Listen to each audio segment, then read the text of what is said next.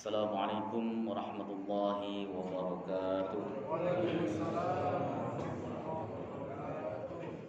Alhamdulillahilladzi hadana li hadza wa ma kunna linahtadiya laula an hadana Allah. Asyhadu an la ilaha illallah wahdahu la syarika lah wa asyhadu anna Muhammadan abduhu wa rasuluh. Allahumma salli wa sallim wa barik ala sayyidina Muhammadin wa ala alihi wa sahbihi wa man tabi'ahu ila yaumiddin. Amma ba'd, fa ya ibadallah, usikum nafsi wa iyaya bitaqwallah faqad fazal muttaqun. Alhamdulillah, segala puji bagi Allah Subhanahu wa taala yang telah memberikan kita nikmatul iman, nikmatul Islam, nikmat sehat badan. Sehingga pada pagi hari ini Allah Subhanahu wa taala masih memberikan kita kemampuan untuk melaksanakan ibadah sholat subuh berjamaah, disambung dengan halaqah sejenak dalam rangka membahas agamanya Allah Subhanahu wa taala.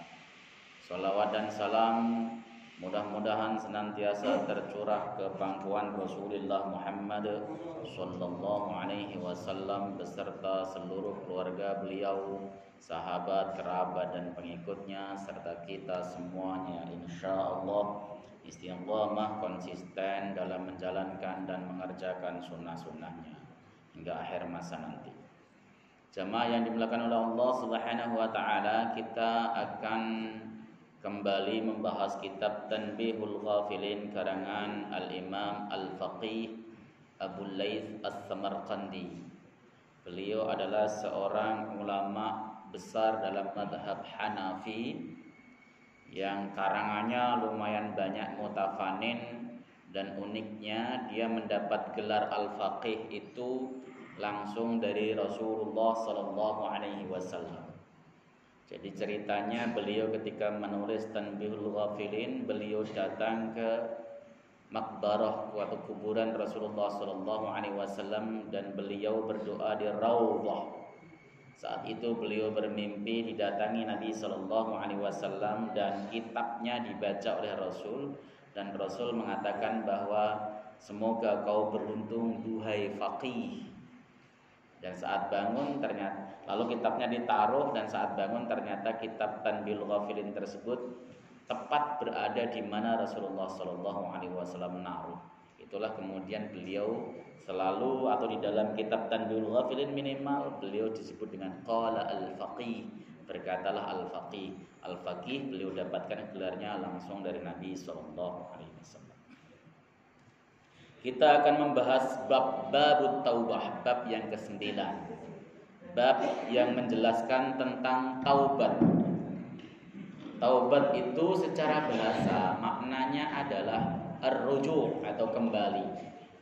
Jadi kalau ada orang asalnya baik lalu jadi buruk, kembali baik lagi, namanya taubah. Taba yatubu taubatan, itu artinya kembali. Yang dimaksud adalah kembali kepada anjuran syariat, kembali kepada ajaran Allah Subhanahu wa taala dan Rasulnya. Itu yang disebut dengan taubat. Sebenarnya taubat itu syaratnya cuma satu. Yang aslinya di dalam Quran itu disebutkan bahwa taubat itu syaratnya cuma satu, yaitu an-nadam, menyesal. Sumber daripada dua syarat setelahnya, yaitu berhenti dan tidak berniat mengulang lagi, itu karena penyesalan. Begitu maksudnya. Jadi seseorang itu kalau dia melakukan dosa lalu menyesal, pasti dia berhenti. Itu seperti itu penjelasan dari Syekh Abdul Wahab Asy-Sya'rani di dalam kitabnya Minahus Saniyah. Tapi pada hakikatnya Allah Subhanahu wa taala itu ketika hendak mengampuni dosa seseorang itu enggak butuh syarat aslinya.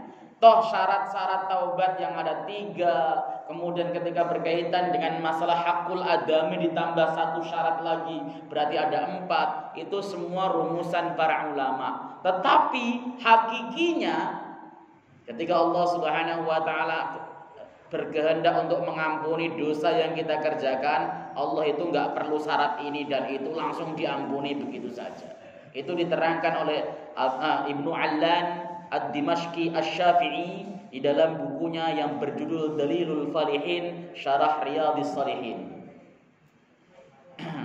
Jadi yang penting rojaknya kepada Allah, berharapnya kepada Allah kuat. Ya, berharap khaufnya kepada Allah juga kuat. Amalan yang dilakukan, lakukan dengan ikhlas karena Allah Subhanahu wa taala. Jangan kotak-kotakkan ini amalan besar, ini amalan kecil. Nyapu masjid amalan kecil. Yang amalan besar yang selalu kita anggap besar adalah seperti umroh, haji dan sebagainya. Tidak begitu. Syekh Nawawi Al-Bantani di dalam kitabnya yang berjudul Nasaihul Ibad, beliau mengatakan kita dilarang atau tidak boleh bagi seorang muslim mukmin untuk meremehkan amalan. Enggak boleh mengatakan amalan ini kecil, amalan ini besar, karena kita tidak tahu di mana Allah Subhanahu wa taala menerima dan meridhai amalan tersebut. Apakah kita tahu kalau umroh kita kemudian diterima oleh Allah dan diridhai? Tahu kalau kemudian ibadah haji diterima oleh Allah dan diridhai? Enggak tahu. Kadang-kadang justru ketika kita memungut sampah di masjid itulah yang diridhai oleh Allah Subhanahu wa taala. Bukankah di dalam Sunan Abu Dawud Rasulullah pernah menjelaskan, siapapun yang mengeluarkan sampah kotoran walaupun rumput kering, kata Nabi sallallahu alaihi wasallam, dari masjid, maka dosanya akan diampuni oleh Allah Subhanahu wa taala. Jadi banyak sekali hal yang bisa kita kerjakan untuk menggapai ampunan Allah Subhanahu wa taala. Hanya saja tetap kita dianjurkan untuk bertaubat. Kalau kita bertaubat sesuai dengan prosedur, sesuai dengan syarat yang ditentukan, maka Allah Subhanahu wa taala akan berpotensi mengampuni dosa yang kita kerjakan. Ini akan kita bahas supaya kita niat dengan baik apa-apa yang dosa-dosa yang kita lakukan siang dan malam dan sebagainya diampuni oleh Allah Subhanahu wa taala dengan taubat yang benar. Qala al-faqih Abu Laits rahimahullahu taala, berkatalah al-faqih Abu Laits As-Samarqandi, semoga Allah merahmati beliau. Hadatsana al-faqih Abu Ja'far an Ahmad bin Hamzah, hadatsana Nasir bin Yahya, hadatsana Abu Muti' an Hammad bin Salamah an Humaid an Abdullah bin Ubaid bin Umair. Qala, beliau berkata, qala Adamu salawatullahi wassalamu alaihi, berkatalah Adam alaihi salam. Ini kalau secara hadis namanya hadis mauquf, sebab ini perkataan seorang sahabat, tidak melalui Nabi sallallahu alaihi wasallam. Tapi kalau kita belajar hadis, ada namanya hadis mauquf tapi marfu' secara hukum atau marfu' hukman. Kenapa? Karena yang diceritakan sahabat tersebut satu, bukan perkara ijtihadiyah. Ya, misalnya berkaitan tentang masalah akhirat, berkaitan masalah ibadah, berkaitan dengan masalah siksa kubur, berkaitan dengan masalah hal yang lain lah, atau sifatnya cerita-cerita masa lalu, itu tidak mungkin sahabat ngawur, tidak mungkin. Pasti dia mendengarkan dari Rasulullah sallallahu alaihi wasallam. Kenapa enggak mungkin sahabat ngawur? Dalam prinsip Ahlus Sunnah wal Jamaah, as-sahabah kulluhum udul. Sahabat itu semuanya adil min haitsu dinihim, dari sisi agamanya sahabat semuanya adil dan bisa dipercaya. Ini makanya meskipun mauquf, hadisnya marfu' secara hukman, secara hukum. Adam alaihissalam berkata, ya Rabbi innaka salatta alayya iblisa. Tuhan, kau telah menguasakan kepadaku iblis. Artinya Allah subhanahu wa ta'ala telah menurunkan atau menjadikan iblis untuk selalu memusuhi Adam alaihissalam dan keturunannya. Jadi ceritanya itu ketika Adam dan Hawa tergoda, terbujuk untuk melanggar aturan Allah, memakan buah larangan, maka Adam dan Hawa serta iblis itu dimurkai oleh Allah Subhanahu wa taala. Bahkan iblis sudah dicap sebagai makhluk yang paling menyesatkan. Maka iblis pun berkata, qala fabima aghwaytani la'aqudanna lahum siratakal mustaqim. Iblis berkata, Tuhan, karena kau telah menyesatkanku, maka akan aku duduki bagi anak Adam manusia siratakal mustaqim, jalanmu yang lurus. Itu sumpahnya iblis. Ya. Karena dia merasa terusir dari surga itu ya gara-gara Adam. Sebelum Adam diciptakan, ya dia tenang-tenang dan happy-happy di surga. Tapi setelah Adam diciptakan, Allah Subhanahu wa taala meminta kepada seluruh malaikat untuk bersujud kepada Adam sebagai bentuk penghormatan. Iblis tidak mau, saat itulah Allah murka. Aba wastakbara wa kana minal kafirin. Maka dendam iblis numpuk-numpuk sampai bersumpah, ya, setiap jalanmu pasti akan aku duduki semuanya. Untuk apa? Supaya tidak ada satupun anak Adam manusia yang bisa ke surga. Semuanya masuk ke dalam nerakanya Allah Subhanahu wa taala. Dia bersumpah begitu. Makanya ma min tariqin khairin illa wasyaitanu qaidun alaihi. Enggak ada satupun jalan kebaikan kecuali syaitan laknatullah alaihi akan duduk di sana untuk menyesatkan manusia. Enggak ada satupun. Jalan majelis taklim begini itu ada saja cara iblis untuk menyesatkan kita. Jalan sholat, kita sholat itu ada saja dibikin ria, dibikin ujub, dibikin takabur. Ketika kita ke majelis taklim, niatnya bukan karena Allah Subhanahu wa taala. Ya, ketika kita ngajar jadi guru, niatnya bukan karena Allah Subhanahu wa taala. Banyak sekali. Itulah makanya kita selalu minta perlindungan kepada Allah dari godaan iblis. Nah, Adam sudah, ya Allah, iblis itu selalu membersamai kami, saya, dan akan menggoda saya setiap saat, setiap waktu. Jadi tidak ada satupun manusia yang dia lepas dari godaan syaitan laknatullah alaih. Enggak ada, syaitan akan selalu berupaya untuk menyesatkan manusia. Jadi setan itu enggak pernah berdamai dengan manusia, enggak pernah. Kita saja yang bosan urusan sama setan. Setan, kamu kok godain saya terus, udahlah kita damai. Setan nggak mau. Sebelum kita salah jalan. Itu sumpah daripada iblis. Kemudian,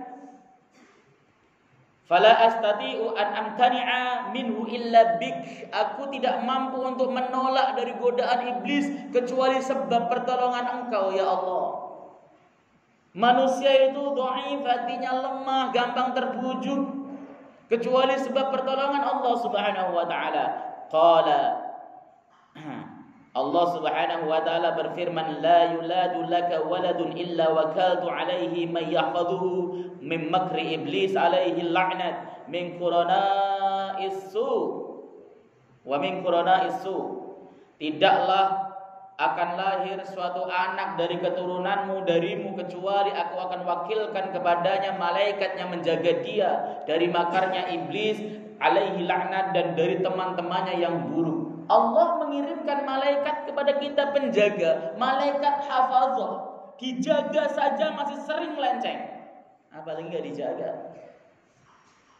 Karena kail-kail daripada iblis itu banyak sekali. Iblis itu memiliki qarin, memiliki qurana, memiliki apa itu namanya anak buah, dan dia itu bagi tugas. Lihat orang yang kelihatannya diem, ahli zikir dan sebagainya, digoda oleh iblis spesialis ujub atau spesialis takabur, supaya dia sombong, merasa dirinya yang paling ahli zikir dan sebagainya. Itu gaya iblis. Ya, pinter dia menyesatkan. Makanya kalau kita nggak ngaji, peluang berpotensi kita untuk dijebloskan oleh iblis ke dalam dosa itu sangat terbuka sekali. Qala, kemudian Adam berkata, ya Rabbi zidni, duhai Tuhan tambahi lagi. Gak cukup begitu saja ya Allah, hanya sekedar dijaga gak cukup. Qala, Allah mengatakan al hasanatu bi asyri amsalha wasayyi'atu bi wahidatin amhuha. Allah kemudian berfirman, satu kebaikan itu akan dibalas 10 kali lipat, sementara satu keburukan itu dibalas dengan 1 kali balasan, atau bahkan au amhuha, aku akan menghapuskan kesalahan tersebut. Itu sayangnya Allah kepada manusia. Di sisi kanan kiri kita itu ada malaikat namanya Raqib dan Atid. Raqib itu pencatat apa, Pak? Raqib itu nyatatin apa? Kalau yang bagian nyatatin utang siapa kira-kira? Ya, Raqib itu nyatat amal baik. Ketika ada seseorang melakukan amal baik langsung dicatat buru-buru. Ya, bapak tiba-tiba di dalam hatinya baru saya berazam besok mau kurban misalnya gitu, langsung dicatat sebagai amal baik. Atau ibu tiba-tiba berniat pengen sedekah atau pengen wakaf, langsung dicatat oleh malaikat sebagai amal baik. Tapi ketika kemudian seseorang atau kita melakukan amal buruk, ya, melakukan perbuatan buruk, malaikat Atid ini akan selalu mengkonfirmasi kepada malaikat Raqib. Raqib, tulis gak? Kata Raqib, tar dulu, tunggu 1 jam. Tunggu beberapa saat, maksudnya 1 jam aja lah ya. Siapa tahu dia tobat. Ditunggu masih. Setiap Atid itu mau mencatat, dia konfirmasi dulu kepada malaikat Raqib. Catat gak ini? Tar dulu. Ya, kalau malaikat Raqib ketika mencatat kebaikan gak usah konfirmasi, langsung catat. Itu mereka melakukan itu karena perintah dan petunjuk dari Allah Subhanahu wa taala loh. Ibu misalnya pas beli sayur ribah ngomongin orang takut begitu, sama malaikat belum dicatat, ditunggu 1 jam. Tobat gak dia? Kalau makin jadi dicatat. Tapi kalau tiba-tiba astagfirullahaladzim, ya Allah salah saya, Masya Allah salah. Wah gimana nih, dosa saya ghibah ngomongin orang. Dosa ngomongin orang itu berat loh. Kenapa harus minta maaf sama yang diomongin? Kalau saya minta maaf nanti saya malah dimaki-maki, bagaimana? Ya akhirnya kemudian Al-Ghazali kasih jalan tengah. Kalau memang takut dimaki-maki, ya sudah doain orang yang kita ghibahi dan mintakan ampun atas dosanya, serta kita istighfar sendiri kepada Allah sebanyak-banyak. Begitu. Ya. Jadi beruntung kita sebenarnya, Pak. Setiap amal kebaikan yang kita kerjakan 1 saja akan dilipat gandakan 10 kali lipat, itu minimalnya. Maksimalnya tak terhingga seperti puasa. Puasa itu tidak ada maksimalnya. Manusia itu beda-beda di dalam masalah pelaksanaan puasa. Sabar juga sama, sabar itu nggak ada maksimalnya. Kalau sedekah maksimalnya 700 kali lipat. Tapi bapak itu atau ibu itu kalau sedekah jangan hitung-hitungan materi ya Pak. Hitungan materi begini nih. Kalau saya sedekah ke masjid 1 juta, kata Allah akan dilipat gandakan 10 kali lipat jadi 10 juta. Saya kasih 1 juta, wah 10 juta dapat nih. Itu hitungan materi. Itu kayak orang nabung di deposito. Maunya seperti itu. Pak, kita bagi Allah tidak seperti itu. Jadi amsalihah itu bisa betul-betul dikasih 10 juta dalam bentuk cash, atau nilainya sama dengan 10 juta. Contoh misalnya ibu habis ngasih sedekah ya 1 juta.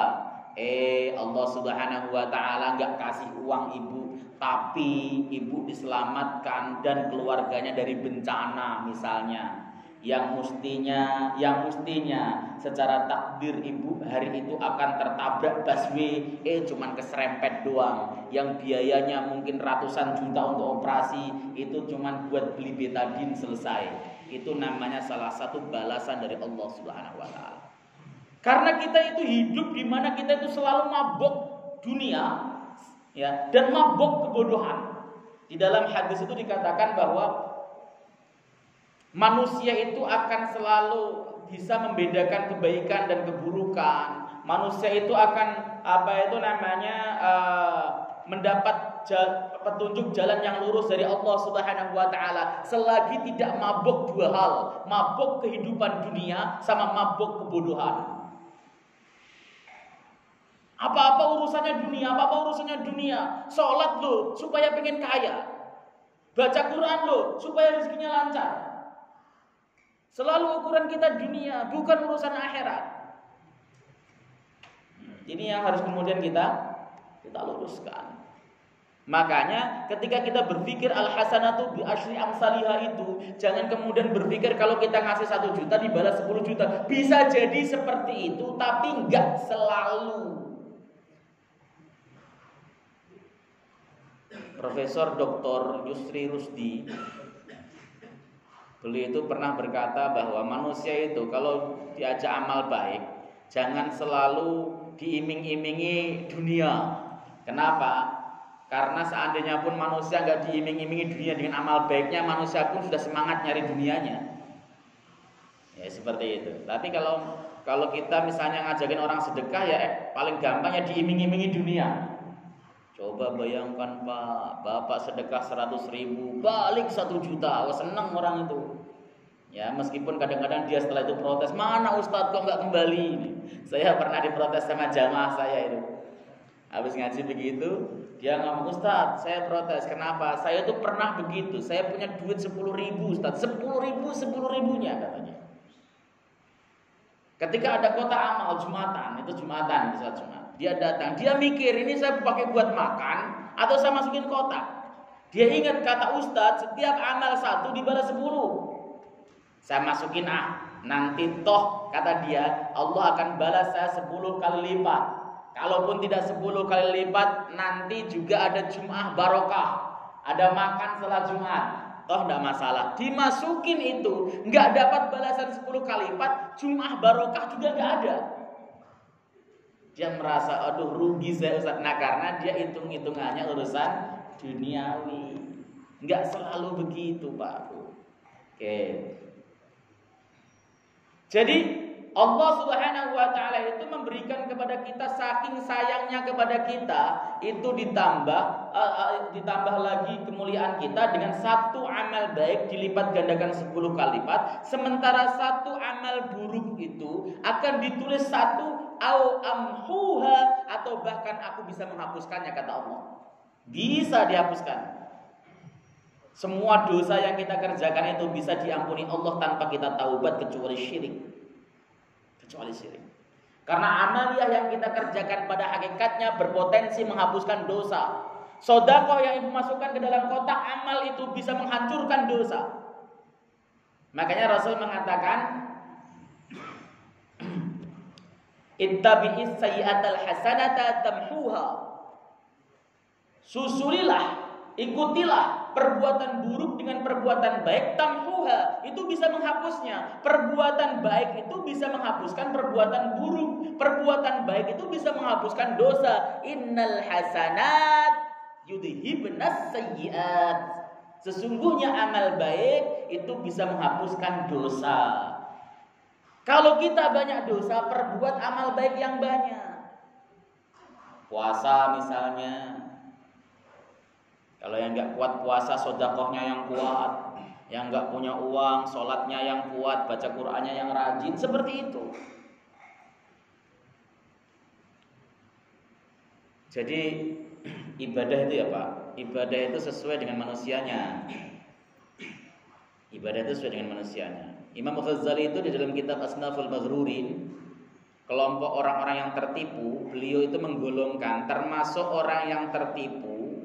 Ada orang kaya, nggak pernah sedekah, nggak pernah menyumbangkan hartanya, tapi puasa terus-terusan, dan dia merasa puasa ini sebagai amal baik, sudah itu tertipu. Sebab ibadah yang utama bagi orang kaya itu sedekah.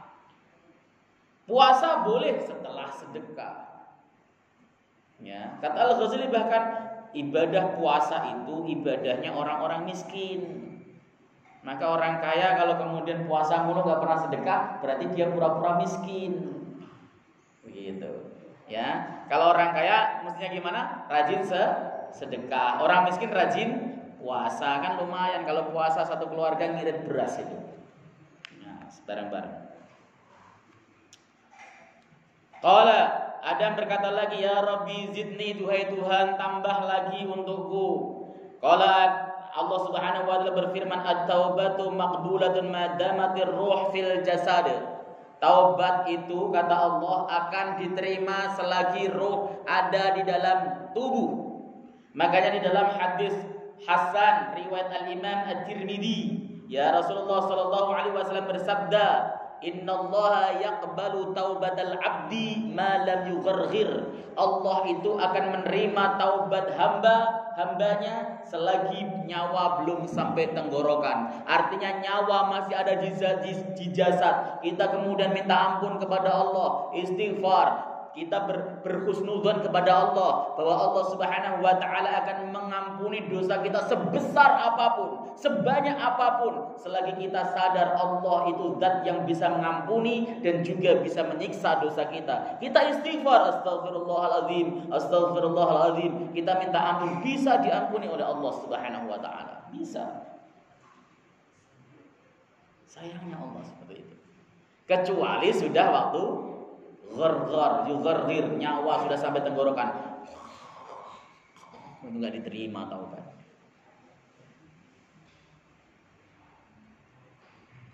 Atau yang kedua, matahari terbit dari barat. Kalau matahari sudah terbit dari barat, berarti tanda kiamat kubro. Orang-orang kafir yang pengen taubat masuk Islam sudah tidak diterima. Tapi orang muslim yang pengen taubat dari maksiat masih diterima. Itulah Allah sayang banget sama kita. Maka pintu taubat ini akan terbuka luas, terus luas. Anda berbuat dosa siang hari, malam harinya taubat diampuni oleh Allah. Anda berbuat dosa di malam hari, siang harinya taubat diampuni oleh Allah Subhanahu wa taala. Bahkan Allah Subhanahu wa taala diterangkan dalam hadis sahih Bukhari, "Lallahu afrahu." Ya. Bi taubati abdihi. Allah itu sangat gembira dengan taubat hambanya. Ya. Lanjutannya gimana? Saya lupa tuh. Lupa hadisnya, teksnya lupa. Jadi Allah itu sangat gembira dengan taubat hambanya, gembira sekali, seperti seseorang yang saqata ala ba'irihi, yang dia melihat ontanya. Ceritanya dalam hadis lain itu ada orang berjalan melakukan safar, naik onta, semua perbekalannya ada di punggung onta, ontanya hilang. Dia nyari kanan, nyari kiri, tidak ketemu, capek nyarinya, kemudian dia tidur. Ketika tidur bangun, ontanya terlihat di depan matanya. Ya. Gembira gak kira-kira orang tersebut? Dia gak bisa pulang, hartanya gak ada, minuman gak ada, udah nyerah, ya Allah, ini fi ardin falah, di bumi yang tidak ada apa-apa, gak ada toko, gak ada apapun, gak ada minuman, los. Dia tertidur, begitu tidur bangun, lah saqata ala barihi qad dallahu fi ardin falah, yang dia hilang di bumi yang falah, gurun Sahara. Gembira. Kita menemukan harta kita. Misalnya contoh, ada orang kehilangan motor, sudah dicari sono cari sini gak ketemu, dia sudah panik karena itu harta satu-satunya buat ngantarin anaknya sekolah, kesana kemari gak nemu. Tiba-tiba ketika dia pulang ke rumah, motornya nangkring di rumahnya. Senang gak kira-kira?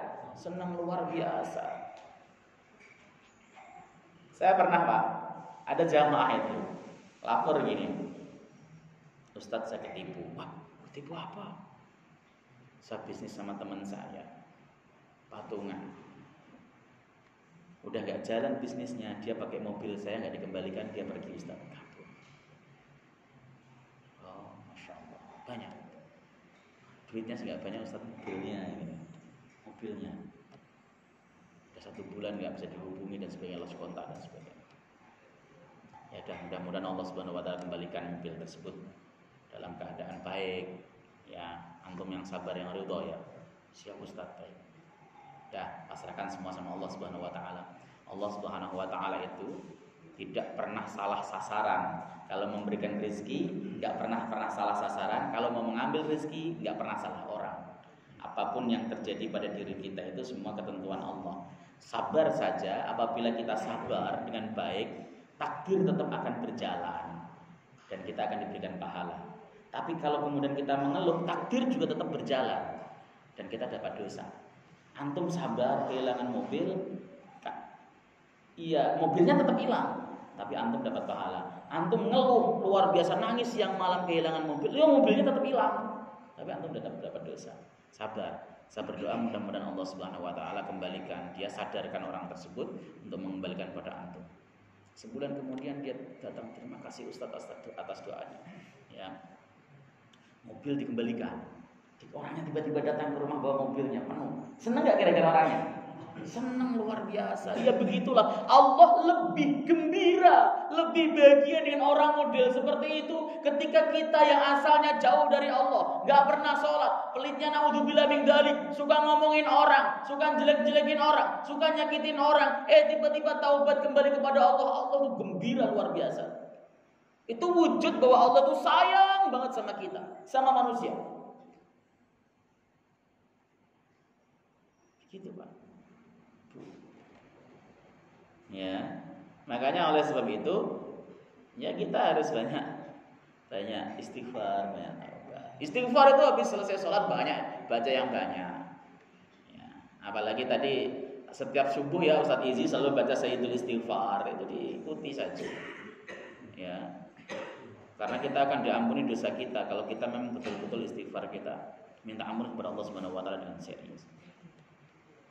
Qala, kemudian Adam berkata, ya Rabbi zidni, duhai Tuhan tambahi lagi aku. Qala, kemudian Allah berfirman, qul ya ibadiyalladzina asrafu ala anfusihim la taqnatu min rahmatillah innallaha yaghfirudz dzunuba jami'a innahu huwal ghafurur rahim. Katakan wahai Nabi Muhammad, ya ibadi, wahai hamba-hambaku. Lihat, Allah itu memanggil hambanya yang pendosa. Karena di sini redaksinya alladzina asrafu ala anfusihim. Itu artinya orang yang melewati batas pada dirinya itu pendosa. Dosanya banyak, melewati batas bahkan dia. Aturan-aturan Allah diterabas dan sebagainya. Dipanggil dengan sebutan ibadi. Apa enggak sayang banget sama kita itu? Sayang banget. Antum itu disayangi oleh Allah Subhanahu wa taala.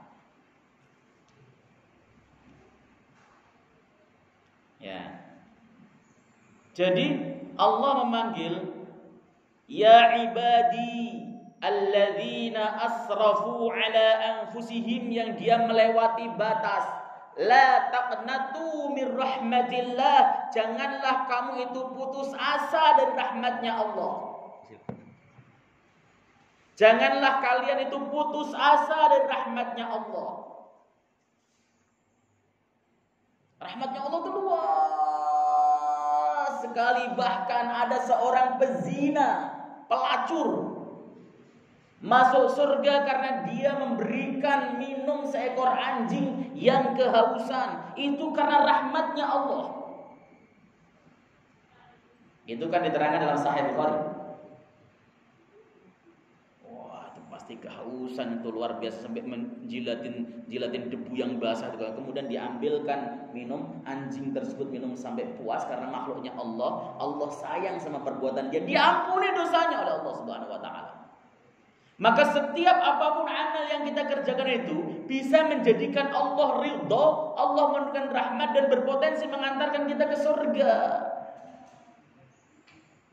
Nanti setelah ini kalau punya kitab Nasaihul Ibad karangan Syekh Nawawi Al-Bantani, dibaca di bab-bab awal lah, bab awal. Kalau dalam kitab kuningnya lembaran kedua, halaman kedua. Al-Ghazali, Al-Imam Al-Ghazali rahimahullahu ta'ala, pengarang kitab Ihya'i Ulumuddin, pernah bermimpi kiamat telah terjadi. Kiamat sudah terjadi. Kemudian orang semua dihisab, lalu Al-Ghazali masuk ke dalam surganya Allah Subhanahu wa taala. Al-Ghazali ditanya, sebab apa Anda mendapat kemuliaan semacam ini kira-kira Ghazali? Al-Ghazali menjawab, sebab puasaku, hajiku, zuhudku, karanganku dan sebagainya. Bukan sebab itu. Tapi sebab suatu hari kamu sedang ngarang kitab, nulis kitab, ada lalat kehausan, nempel di tintamu, minum sampai puas dan kamu biarkan. Allah ridho terhadap itu, lalu Allah menurunkan rahmatnya, kamu ditingkatkan derajatnya di hadapan Allah Subhanahu wa ta'ala. Itu kepada makhluk yang tidak berakal, apalagi kepada makhluk yang berakal. Makanya kita dianjurkan oleh syariat untuk menyantuni kaum du'afa dan yatama, anak-anak yatim. Enggak bisa misalnya lewat program masjid yang ada santunan, kita ikut terlibat di dalamnya, enggak akan miskin. Penyantun anak yatim itu enggak bakal miskin. Akan diberikan rezeki oleh Allah Subhanahu wa taala yang tidak putus-putus. Kata Mbah Sahal Mahfud itu mengatakan, kalau Anda pengen kaya, maka santuni anak yatim. Karena Allah Subhanahu wa taala berfirman setelah kata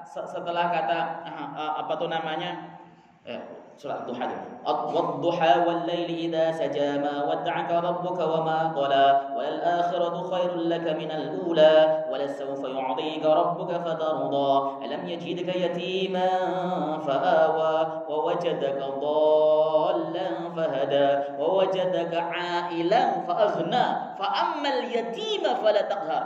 Beliau merangkai setelah kata fa'aghna, a'il Anda itu dalam keadaan a'il, miskin, beli baju saja gak bisa. Fa'aghna, maka aku berikan Anda kekayaan. Disusul fa'ammal yatima fala taqhar. Itu kuncinya kata Mbah Mahfud. Kalau Anda pengen kaya, maka fa'ammal yatima fala taqhar. Jangan bentak anak yatim, santuni dia. Itu bentuk rahmat kasih sayangnya. Kalau rahmat sama lalat saja Allah turunkan rahmat, bagaimana kalau kemudian kita sayang sama makhluknya Allah yang namanya manusia? Maka Rasulullah janjinya luar biasa kan?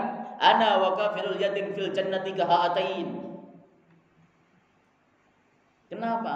Karena memang luar biasa. Dan kita berusaha untuk mengais rahmatnya Allah, meskipun gak besar tapi rutin bareng-bareng kuat. Sebulan sekali orang-orang iuran. Saya menyisihkan uang saya, Ustadz, 100.000, 50.000 dari gajinya. Kemudian dari pengurus masjid menyalurkan kepada beberapa anak yatim, senang dibayarin sekolahnya. Kemudian dibelikan buku, dibelikan baju, dibelikan jajanan. Senang, ridho anak yatim tersebut, serius. Itu yang terkadang bisa menjadi penghapus dosa kita. Padahal dosa kita itu gede sekali, bahkan sudah menyentuh mega. Dalam hadis qudsi itu ada seorang manusia, hambaku, dia melakukan dosa. Dosanya itu saking gedenya itu sampai menyentuh awan. Tapi dia tahu ya bahwa dia memiliki Tuhan yang maha menyiksa dan Tuhan yang maha pengampun. Maka dia minta ampun, diampuni dosanya oleh Allah Subhanahu wa taala. Apapun, sebesar apapun dosa kita, potensi diampuninya itu masih ada selagi bukan dosa syirik. Kalau dosa syirik wajib taubat, wajib membaca kalimat syahadat lagi, ulang dari awal. Itu dosa murtad, dosa syirik. Masya Allah, kita kalau membayangkan rahmatnya Allah tuh seakan-akan surga itu gampang ya. Karena memang kita harus roja. Makanya la taqnatu min rahmatillah, jangan Anda berputus asa dari rahmatnya Allah. Ya Allah, Kau penyayang sekali ya Allah. Nanti itu ada di dalam hadis itu Allah Subhanahu wa taala ya akan menurunkan hijab, ya, hijab, kemudian terjadi dialog. Ini jangan dipahami zahir ya. Nanti di sana jangan kemudian antum pahami zahir seakan-akan dialog dua arah seperti manusia begini. Itu bagaimananya kita tidak tahu. Tapi yang jelas dalam hadis tersebut Allah Subhanahu wa taala itu berfirman, Karena bisa jadi yang ditugaskan adalah malaikat untuk bertanya. Ditanya, "Ata'rifu dzanban kadza?" Apakah kamu tahu dosa ini? "Awa ya Rabbi," tahu ya Allah. Terus sampai dia dibuka terus dosa-dosanya, dia merasa bahwa saya pasti celaka dan masuk neraka. Ketika kemudian dia merasa masuk neraka, tiba-tiba, "Kau telah aku ampuni dosamu." Ini hadis ingin menunjukkan bahwa Allah itu sayang banget sama kita. Bahkan ketika kita mati nanti belum sempat taubat, mati menghadap Allah, masih banyak dosa yang kemudian kita perbuat. Masih ada catatannya, Allah bisa mengampuni juga. Ya. Inilah yang kemudian disusul dengan innallaha yaghfiru dzunuba jami'a. Allah itu bisa mengampuni semua dosa yang kita miliki. Bisa. Oh, Allah sendiri yang menggaransikan kok. Ya. Innallaha la yaghfiru ayyushraka bihi wa yaghfiru ma duna dzalika liman yasha. Itu garansi dari Allah Subhanahu wa taala. Bahkan dengan sangat tegas Rasulullah mengatakan, innallaha la yu'adzibu man la yusyriku billahi syai'a. Allah tidak akan menyiksa orang yang tidak musyrik, mensekutukan Allah dengan sedikit apapun. Kalau bapak ibadahnya bagus, sholatnya bagus, tidak musyrik, tidak menyekutukan Allah Subhanahu wa taala, Allah itu bisa mengampuni dosa yang kita kerjakan. Ya, setiap kita pasti dosa lah, punya dosa. Gak ada yang gak punya dosa ya. Bapak punya dosa gak kira-kira Pak? Banyak. Tapi ketika kita merasa dosanya banyak, amal solehnya juga harus banyak. Perbanyak amal-amal yang bisa membuat timbangan kita berat. Perbanyak itu. Karena kalau seseorang nanti ditimbang di akhirat, amal soleh sama dosanya beratan amal solehnya, maka dia biasanya, zalimnya, biasanya dia diampuni dosanya dan dimasukkan surga tanpa masuk neraka. Tapi kalau kemudian berat amal buruknya, amal baiknya dengan amal buruk, berat amal buruknya, biasanya itu dia masuk neraka dulu baru kemudian dimasukkan ke surga biasanya. Tapi ada beberapa kasus yang Allah Subhanahu wa taala bisa mengampuni semuanya dan dia dimasukkan ke dalam jannah. Saya rasa begitu udah jam 6 ya. Kalau udah jam 6 tuh perut udah kode. Jadi sudah waktunya makan lagian. Kalau enggak segera itu takut yang disiapkan di sana itu jadi agak sedikit adem gitu. Nah, ada muskil, ada pertanyaan kira-kira? Ada yang pengen nanya? Monggo Pak. Satu-satu dulu, monggo silahkan. Saya mau nanya itu, haruskah orang yang bertobat itu dia sholat tobat? Coba itu saja. Oke. Sebenarnya syarat taubat yang digariskan para ulama itu cuma 3. Yang pertama an-nadam, menyesal itu harus. Yang kedua adalah berhenti, ya berhenti saat itu juga. Yang ketiga adalah dia berazam untuk tidak mengulangi lagi selama-lamanya. Itu sebenarnya cukup syarat taubat. Sholat taubat itu dilakukan sebagai penguat, jadi tidak ada keharusan, enggak juga enggak apa-apa, tapi sebagai penguat keseriusan dia taubat kepada Allah Subhanahu wa taala.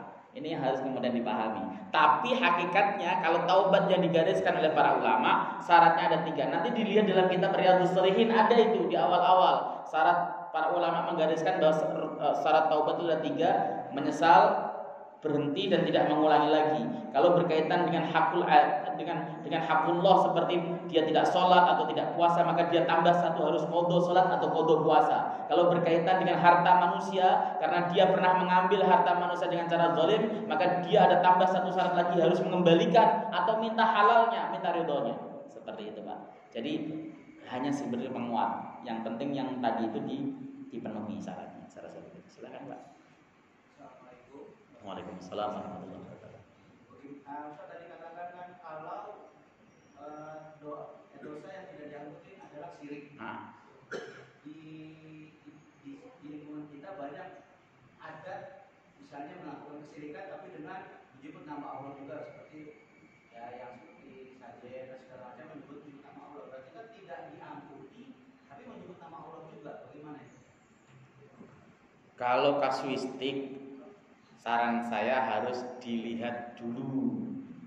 Ya, misalnya ada orang, ini kasuistik ya masalahnya. Kalau kasuistik itu kita memang karena kita tidak boleh menghukumi orang lain pelakunya dengan oh ini syirik, Anda musyrik, enggak boleh seperti itu serampangan.